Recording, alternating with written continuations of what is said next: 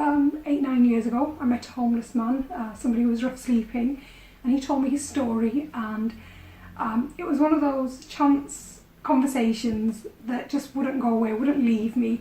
And I thought, well, what is it? What can I do about it? So I went away and I did some research, and I just spoke to some friends and said, how about we try and set up a project to help people who are homeless in Leicester?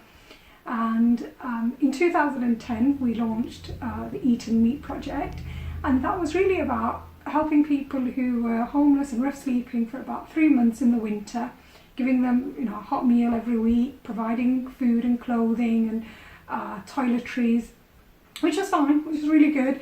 But homelessness and rough sleeping is not just for winter, it's all year round, affects people when they least expect it.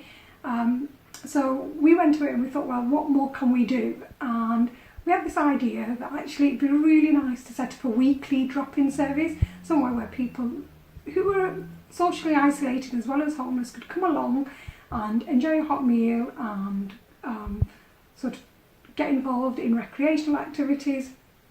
And the stumbling block really was trying to find a venue. It was really hard. We sort of went to lots of places. And then it was a meeting with a vicar, and I met Glyn, and he had a passion for helping people who were homeless, but he didn't know what to do. He didn't have any ideas. And I told him about my idea about having a weekly drop-in, and I was struggling to find a venue. So the rest, as they say, is history, because then 6 years ago, we set up the Saturday drop-in project, and it's still running now, even though Glyn's retired and moved away from us. And every week we provide a hot meal for people who are rough sleeping.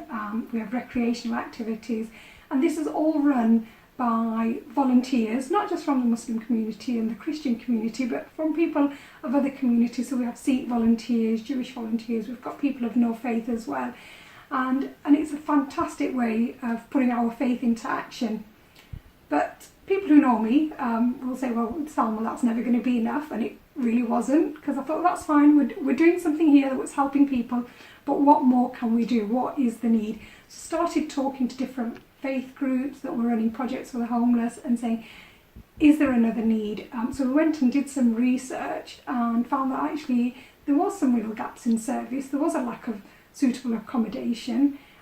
So we went away and set up a networking forum, which eventually became One Roof Leicester, a charity in its own right. And for the last 4 years, I've been running One Roof Leicester, and we've developed from being a networking forum into a charity that actually has its own houses and runs an accommodation project.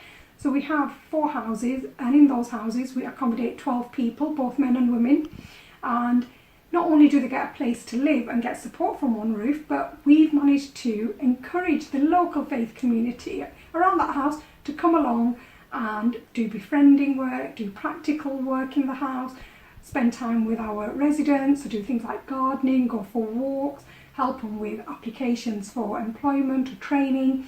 And this means that the residents not only get a roof over their head, but they're getting all this support from all these different people. And we can really see the difference and the change in people's lives that has made. And as part of One Roof Leicester, the other sort of really exciting project that I'm involved in is our multi-faith night shelter. Now you might say, well, there's multi-faith night shelters everywhere. But actually I think ours is a little bit different, because we had this year, which is only our 2nd year, we had 14 different faith groups and denominations involved. So we had Muslims and Christians and the people of the Jewish faith, Hindus, Sikhs, the Quakers, Methodists, and people of no faith. So we had 14 venues. We had 7 venues that provide the accommodation overnight, and the other 7 venues are supporting those 7 venues with either food or volunteers or just space to store things. And we had over 250 volunteers, again of all different faiths and none, coming along to support the project.